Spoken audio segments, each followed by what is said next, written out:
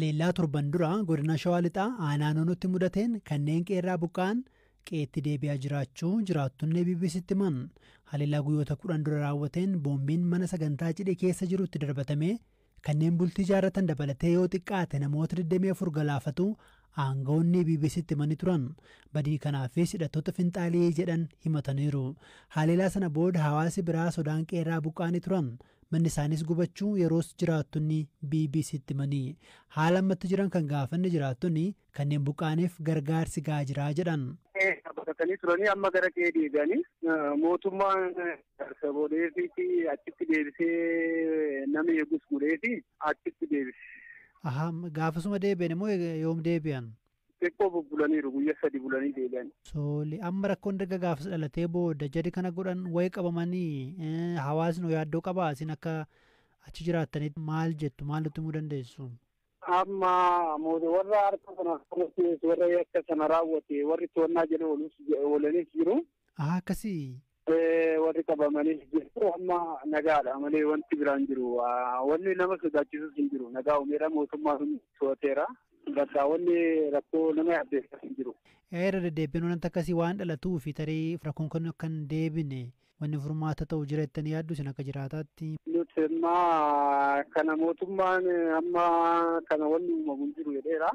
Hawaasnis namuu deeggaruma mootummaatti bakka nama biyya jeequu faasu akka to'annaa jala oolu akka hordoftanii nama beeku nama ashabbaaree akka to'annaa jala oolchitamu jaameera. Namni kamiyyuu kan rabshaa barbaadee biyya jeequu barbaadu akka to'annaa jala oolu jedhameera. Sochiidhaafis yaadaanis nama biyyaan nama gandaatiin taane akka to'annaa jala oolu jedhaa bakka nama kanarratti walii galaniiru. Tole. Jiraachuu barbaada kan jireenya hin barbaanneetu waan akkanaa kana raawwataa beeku. Jiraataan biraa dubbifne kanneen haleellaan irra ga'e baqatanii turan qeetti deebi'uu dubbatan. Dhufanii ilaalanii wanta jiru haasawanii uffata halkanis kan daa'imaas uffata adda addaa kopheefa deeggaranii buusaan gonafaa immoo qorqorroositti buusee jira. Namoonni immoo abbootiin qabeenyaa kan godina jiran kan Oromiyaa jiran kan aanaa keenya jiran baay'ee deeggarsaa uffata midhaan nyaataa waa hunda fidanii jiranii. Tole. Kanaaf deeggarsi dhufaatuma jira irra caalaa parsantii kan dhiyaate immoo isooratti kuufamee parsantii 50 akka geeraa parsantii 50 immoo kennamuudhaaf har'aa fi borutti beellamaa jiru. Namni ajjechaa sanaan buqqee yookiin manni isaa jalaa gubate nama meeqa? Maatii abbaa warraa 22. Tole. Maatichi ilmaan isaatii wajjin gara 240 oli. Tole kunneen kan boombiin mana keessa isaan fixe moo kan egasii booda manni jalaa gubateedha? Kan boombiidhaan manni jalaa gubate namoota 22. Namni mana 22 kanneen ammoo buqqaan sodaa nageenyaa qaban buqqaan kanaa oli namoonni gara maatiin kumaa olitti tilmaamaman. Tole. Kanaaf warri sodaa nageenyaatiif buqqaanis warri sababa boombiin itti dhukka'een yookaan dhumaatii jalaatiin maatiin jalaa dhume buqqaanis deebi'aniiru achitti iddoo irraa buqqaanis deebi'aniiru gargaarsis dhaqaa jira. Dhimma kanarratti aangawoota dhimmi isaan laallatu kanaan akkasumas godinaa dubbisuuf yaaliin irra deddeebiin taasifne hin milkoofne.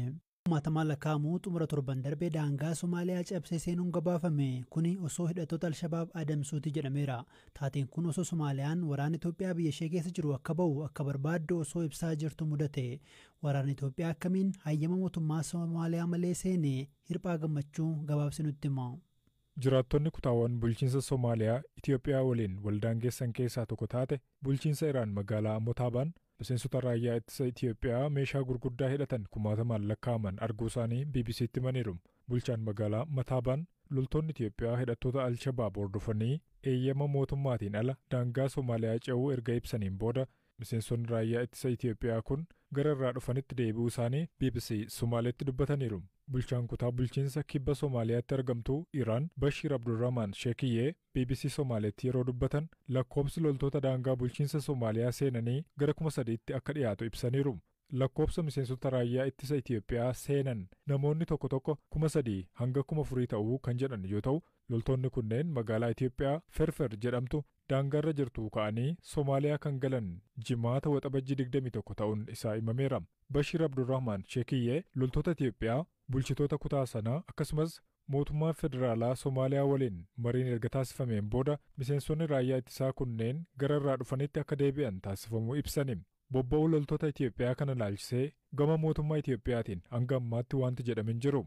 Akka miidiyaan Iraan Online jedhamu gabaasitti taanaan loltoonni Itiyoophiyaa hidhattoota Alshabaab magaalaa daangaa Ferferitti dhiyootti mul'atan ariyataa dhaqanii kiiloomeetira 70 daangaa Somaaliyaa ce'anii seenaniiru. Waraanni Itiyoophiyaa beekamtii mootummaa federaalaa Somaaliyaa malee daangaa cabsee seenuun kun isa jalqabaa miti. Torban lamaan dura haaluma wal fakkaatuun miseensonni raayyaa ittisa Itiyoophiyaa bakkeewwan daangaa Somaaliyaa irra jiran Iraanii fi Baakol jedhaman seenanii turan. Soomaaliyaan alatti Alshabaab biyyoota naannawaa kanaa irratti xiyyeeffachuu barbaadu keessaa Itiyoophiyaan adda duree yoo taatu, yaalii aleellaa gareen hidhate kun yeroo garaa garaatti taasisu humnoota tikaa fi ittisa Itiyoophiyaatiin fashalaa'uunsaa gabaafamaa tureera. Bara darbes Alshabaab karaa daangaa naannoo Somaaleetiin loltoota loosee gara Itiyoophiyaatti galchuudhaaf yaalii taasiseen miseensonnii fi hooggantoonni isaa baay'een ajjeefamuun ni yaadatama. Isaan argeef leenjisaa Maanchister Siitii Peep Gaardiyoolaa fakkaatu osoo bira dhaabatan immoo adda baasuun nama dhibataa. Rifeensa addatanii areeda xiqqoo guddifatanii obboleessuma leenjisaa Siitii kan Ispeen, Jarmanii fi Ingilizitti imaluu waancaa ammaarratan fakkaataniiru. Isaanis waggaa 2 dura eegalee waan kana dhaga'uu eegalan. Obbo Taklii Tasfaayee jedhamu. Dhaloonni isaanii naannoo Tigraay cidha irratti masiinqoon weellisaa sagantaa bareechuu. Ammoo namoonni Peep Gaardiyoolaa isa masiinqoo taphatu jechuun isaan waamu. Miidiyaa hawaasummaa irratti viidiyoon isaanii ijoo dubbii ta'es ture. Obbo Takliitiin BBC'n dubbiseera. Peep obboleessa kiyya hangafaa ta'uun oolanii jedhu. Osoo Itoophiyaa dhufanii farsoos dhuganii daadhii sunatanii osoo bira suuraas kaane hawwii kiyyaa jechuun dubbatu. Ani waa'ee kubbaa miilaa hin beekun ture. Amma garuu deeggara. Waggoota lamaan darban leenjisaa Maanchister Siitii lammii Ispeen ka ta'e Peep Gaardiyoolaa fakkaatta jedhanii cidha irratti yeroon masiinqoo taphadhu namoonni hedduun suuraa na kaasu turan. Akka tasaa lammiin Eertiraa ogeessa kaameeraa ta'e tokko cidha irratti osoo hin taphadhu viidiyoo waraabee tiiktookii gubbaa na gadhiise. Namni hedduus na bare. Guyyaa gaafasii jalqabee namni maqaan na waamu hin jiru. Namuu Peep Gaardiyoolaa jedhee na waamutti ka'e. Kanaan dura gaafa tokko osoon mana nyaataatti nyaata nyaadhu namoonni suuraa yoo na kaasan nan jeeqame. Ani namarraa liqeeffannee nama hin miine jedheen aare. Nyaata koo qabadhee taaksii waamee keessan seene. Shofeerri yeroo na gaafatu ittan hime. Kan isaan suuraa si kaasan waan nama kana fakkaattuufi jedhee suuraa Peep natti agarsiise. Kun immoo anan jedheen. Lakki simiti gaafa naan jedhu obboleessa koo hangafaati jedheen haa qoratamuun jedheen.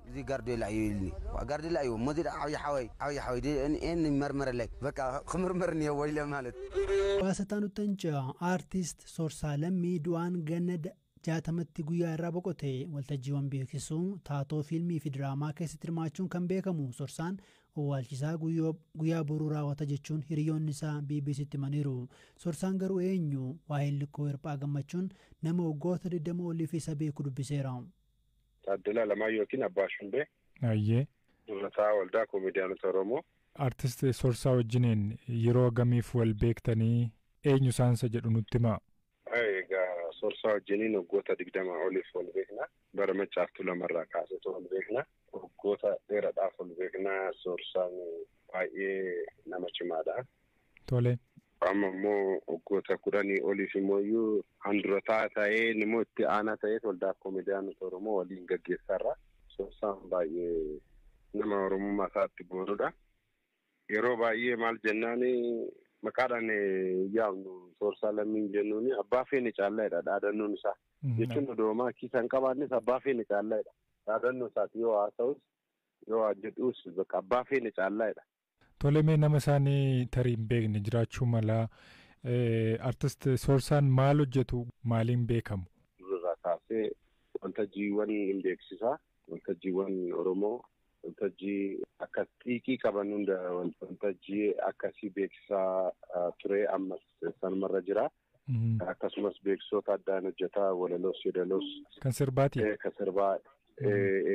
Aaktiidhaan sirba Kadija irratti aaktiidhaan kan galeessan Sanbaleet akka jedhu. Ayyee. Isaa aaktii isaa kan galeessaa. keessattuu immoo yeroo warraaqsaa san weellistuu Dirribee Geerarii Dirribee ka jedhu baay'ee sammuu namaa keessatti kan hafe. Geerarii Dirribee isa jedhu Dirribee sirba ishii san akkasumas diraamaawwan gaggabaabaa fi fiilmiiwwan hedduu keessattis hirmaatee jira jechaadha. Mee haalatti isaan boqotan naa kaasaa. Baay'ee yeroo dheeraadhaaf dhukkubaa ture. Osuma dhukkubuu ittiin deemaa ofis wallaannisuudhaaf of wallaanuudhaaf humni hin jiru abbaa ijoollee shaniiti. Jidduudhaan yeroo tokko waan akkasii yaallee turre yaalchisna maal jennee akka waldaattis akka uummataattis waan ta'e jalqabneet. Jidduutti immoo natti wayyaa'u ana natti wayyaa'ee jira. Kana naa olii rakkate gargaaraadha jechuun nama hagas mara nama biraatiif iddoo kennuudha jechuudha. Itti wayyoofnan immoo lakki dhiisaa bakka uummata siin rakkisina ana natti wayyaa'ee jira. Kan ana caalaa rakkate gargaaraa jechaa ture. Oduma dhibamuutti deema. Yoo xiqqootti wayyaa'u baay'ee akka nama jireenyaan dararamee ta'ee naasa'u gammadaadha yeroo hunda jechaadha. Waan godhurratti lama dhibameellee dha'ineellee hin gaafanne jechaadha. Innaa bilbilaan sitti haasa'u akkuma nama nagaa qabuutti xiqqoona dhukkubaa jirti maal jedha malee akkas hadheeffatee too naasa'u. Mee akka walitti dhiyeenya yoo nama qabu tokkootti waa'ee isaanii immoo waan addatti beektan waan nutti himta yoo jiraate. Bakka dhimmi Oromoo jiru marattu soorsaan dhabdu waan uummatni Oromoo jiru irratti dhimma siyaasaas ta'ee kamirrattu soorsaan dhabdu hukama sabaa nama qabudha. Waan itti yaadatamu baay'eedha kaakata. Tokko lama jettee waan adda baastuu miti. Mee gara sirna awwaalcha isaaniitti sina deebisuu yoom raawwatamaa sirni awwaalcha isaanii eessatti kan raawwatamu? Sirni awwaalcha isaa amma Phaawulosii fuunee karaa CMC'tti deematiin jirra. Sirni awwaalchaa boru sa'a 6:00 Bataskaana Yoseefitti raawwatama. Kana agammaatti kan ta'aatiin jiru jechaadha. Maatiin isaanii amma maalirra jiru haalli gargaarsa qabu? Waa'ee maatii isaa hundinuu ni beeka. Ijoollee durbaa 4 fi dhiira 1 qaba. Artiist Soorsaan kan dhalatee godina Shawaa Kaabaa Salaalee aanaa Dagamii. Kan itti guddate immoo Baddeessa Cirootti barate. Walumaa gala jireenyi isaa irra caalaan Harargeedha jechuudha. Bara 1956 dhalatee waggaa 60 jechuudha.